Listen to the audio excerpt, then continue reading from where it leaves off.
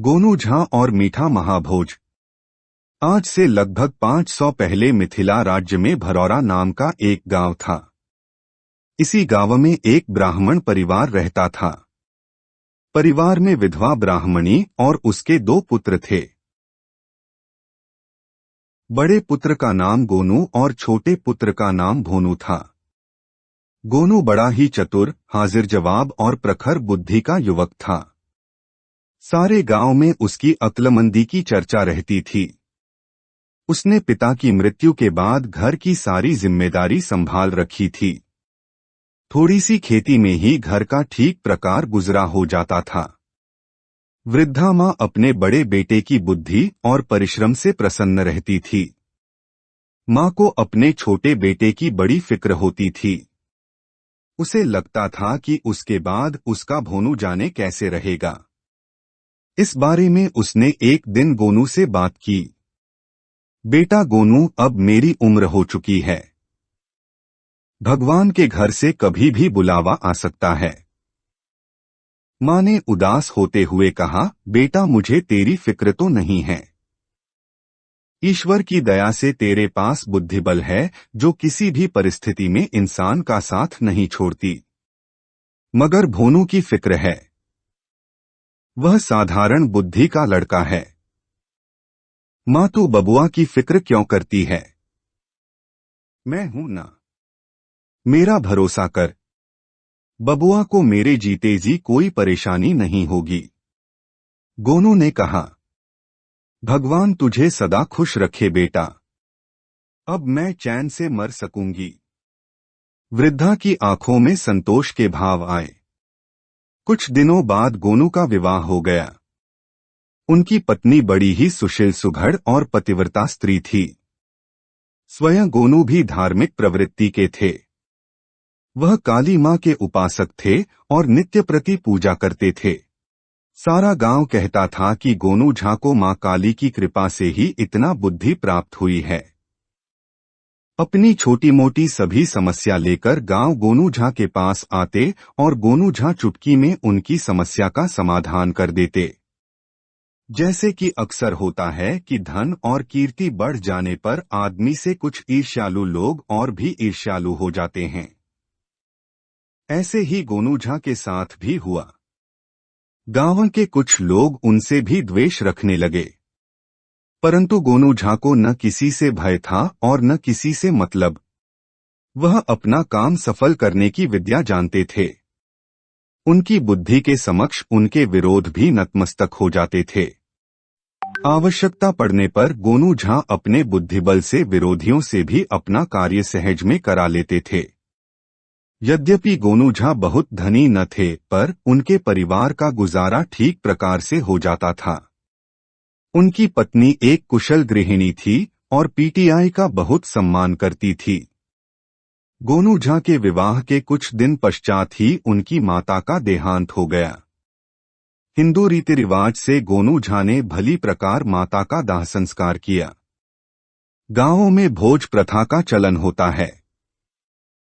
कोई पैदा हो या मर जाए, दोनों ही स्थितियों में भोज करना होता है। गोनू झा भी विचार कर चुके थे कि वह भी अपनी सामर्थ्य के अनुसार अपनी माता का भोज करेंगे। परंतु उनके विरोधी तो जैसे इसी अवसर की ताक में थे। विरोधियों ने मिलकर योजना बनाई कि किसी भी प्रकार गोनू झा को महाभोज के लिए उकसाया जाए। सब मिलकर उनके घर मातमपुरसी करने पहुंचे। इधर उधर की बातें हुई और फिर एक ने बात छेड़ दी। झा जी, माता जी के भोज का क्या विचार है? विचार क्या भैया, अपनी सामर्थ्य के अनुसार तो करूंगा ही।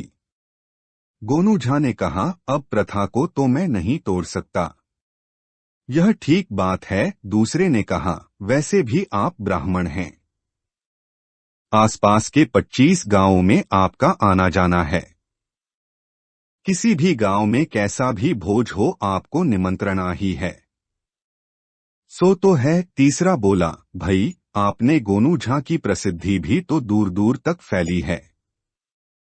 सब तो इन्हीं से राय लेने आते हैं। इस हिसाब से तो झा जी को 25 गांवों का महाभोज करना चाहिए। वो तो करेंगे ही।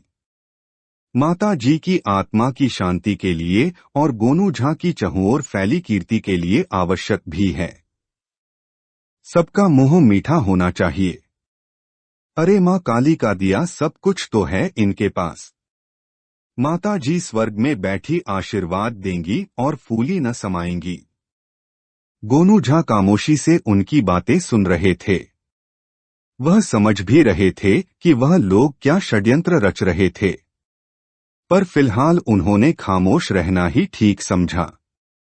आवश्यक था कि पहले शत्रुपक्ष की सारी चालें चल जाएं। उनकी तो एक ही चाल उन पर भड़ी पड़ सकने में सक्षम थी। भाई गोनू झा तो कुछ बोल ही नहीं रहे। अब सब कुछ तो आपने बोल ही दिया है। गोनू झा ने कहा, चार पंचों की बात टालना भी तो उचित नहीं है। इसका मतलब महाभोज होगा। भाई वाह, ऐसा सपूत बेटा भगवान हर किसी को दे। चलो भाई गांव वालों को खुशखबरी सुनाते हैं कि अपने गोनू झा अपनी माता की आत्मा की शांति के लिए 25 गांवों का मीठा भोज कर रहे हैं। विरोधी दल ने खुश होकर कहा। फिर विरोधी वहां से खुश होते चल दिए। आपस में कहते भी जा रहे थे कि क्या खूब फंसाया चतुर गोनू झा को। अब सब आतेदाल का भाव मालूम हो जाएगा बच्चू को। बड़ा सयाना बना फिरता था। अरे किसी को कुछ समझता ही न था। अब जब घर के बर्तन भांडे भी बिक जाएंगे तो पता चलेगा। मजा आ जाएगा। मीठे का महाभोज ऐसे ही हो जाता है क्या? मैं तो भई छक्कर खाऊंगा। एक ने हंसकर कहा। और कौन तुमसे कम खाता है? देखना गोनू झा का दिवाला निकल देंगे। सब ठठाकर हंस पड़े और सारे गांव में यह बात फैला दी। जो भी सुनता हतप्रभ रह जाता। गोनू झा की आर्थिक स्थिति बहुत अच्छी नहीं थी और यह बात सभी जानते थे। लगता है कोई गड़ा खजाना मिल गया है, किसी ने कहा। हो सकता है, वैसे माँ बाप के पास भी तो कुछ होगा। जितने मुंह उतनी बातें। पर मीठे के भोज की खुशी सबको थी। 10-20 साल में कभी एक बार ऐसी दावत मिलती थी। उधर गोनू झा अपनी पत्नी के पास पहुंचे तो उनके चेहरे पर अजीब सी मुस्कुराहट थी, जबकि पत्नी के पर हवाइयां उड़ रही थी। यह क्या कर आए आप?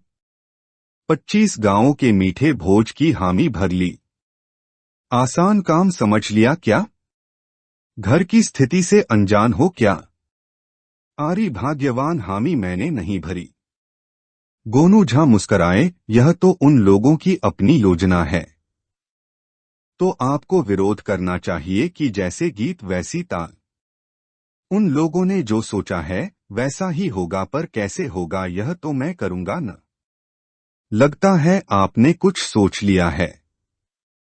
पत्नी मुस्कराई। अब जब दुश्मन वार करे तो चुप नहीं बैठा जाता। तुम देखना कि कैसे मैं उन लोगों की मनमर्जी करता हूं। पत्नी के माथे से चिंता की लकीरें हट गईं। अपने पति की अक्ल पर उसे पूरा विश्वास था। उधर महाभोज की बात उस गांव से निकलकर और गांवों में पहुंच गई। लोग शोक व्यक्त करने आने लगे। भीड़ बढ़ने लगी। लोग गोनू झा की तारीफें करते न थकते थे। गोनू झा बस मुस्कराते रहते। भोज का दिन करीब आ रहा था। गोनू झा बाजार से बैलगाड़ी भरकर पत्तल ले आए। अब तो कोई संशय ही बाकी न था। भोज के एक दिन पहले 25 गांवों में निमंत्रण भेजा गया। गोनू झा ने भोज की व्यवस्था खेतों में की और अगर सबसे अपील की कि 11 बजे तक सब आ जाएं। अगले दिन प्रातःकाल से ही भरौरा में भोज खाने वालों का आना शुरू हो गया। गोनू झा सबको कतार में बिठा रहे थे और उनके सामने पत्तल रख रहे थे। विरोधी परेशानी में थे, कहीं कोई हलवाई और भट्टी तो नजर ही नहीं आ रही। कैसा मीठा महाभोज था। 12 बजते 25 गांवों के आदमी खेत में कतारों में बैठे थे और मीठे की प्रतीक्षा कर रहे थे। तब गोनू झा के आदेश पर उनके मित्रवर्ग ने मीठा परोसना शुरू किया। यह क्या? पत्तलों पर 4-4 इंच के गन्ने के टुकड़े परोसे जा रहे थे। खाने वाले हतप्रभ और विरोधी दल हक्का बक्का। तब कुछ बुजुर्गों ने क्रोध में भरकर गोनू झा को फटकारा। गोनू झा, यह सब क्या है? एक बुजुर्ग लाल आंखें करके बोले, क्या तुमने हम सबका अपमान करने के लिए यहाँ बुलाया था? जब तुम्हारी औकात नहीं थी तो क्यों 25 गांवों में निमंत्रण भेजा? काका, आप अकारण क्रोधित हो रहे हैं। गोनू झा मीठे नरम स्वर में बोले, मैंने क्या त्रुटि कर दी है? गन्ना ही तो सभी मिठाइयों का मूल है। क्या गन्ने के बिना किसी मिठाई की कल्पना की जा सकती है? आप सबका मुंह मीठा हो जाएगा और मेरी माता की आत्मा को शांति मिल जाएगी। क्या यह मीठा नहीं है? बुजुर्ग नरम पड़ गए। गोनू झा की बात सही जो थी। बेटा, यह बात तो ठीक है। एक और बुजुर्ग ने कहा, मीठा तो यह सबसे अच्छा है, पर तुम्हें इतना बखेड़ा फैलाने की जरूरत क्या थी? अपनी माता की आत्मा की संतुष्टि के लिए 13 ब्राह्मणों को भोज करा देना भी पर्याप्त था। काका, गोनू झा ने हाथ जोड़कर कहा, मैंने कोई बखेड़ा नहीं फैलाया। मैं तो अपने सामर्थ्य के अनुसार भोज करने वाला था। अपने गांव और अपने खास मित्रों की जीने की व्यवस्था तो मेरे पास थी।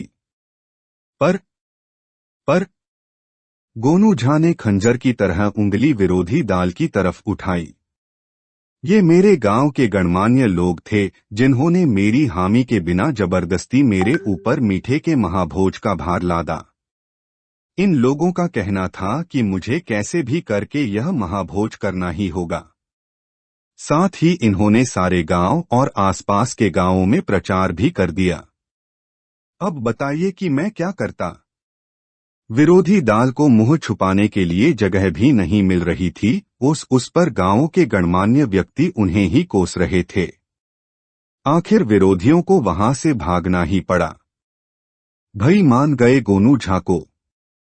25 गांवों का मुंह भी मीठा करा दिया और दावत का खर्च भी बचा लिया। और उन लोगों को भरी समाज में शर्मिंदा भी कर दिया जो किसी कारण उनका दिवाला निकालने की सोच रहे थे। सब गोनू झा की तारीफ करते अपने अपने घर पहुंचे और उनकी पत्नी तो अपने पीटीआई के कारनामे पर फूली न समा रही थी। जरा से खर्च में महाभोज करने का चमत्कार गोनू झा अलावा और कौन कर सकता था?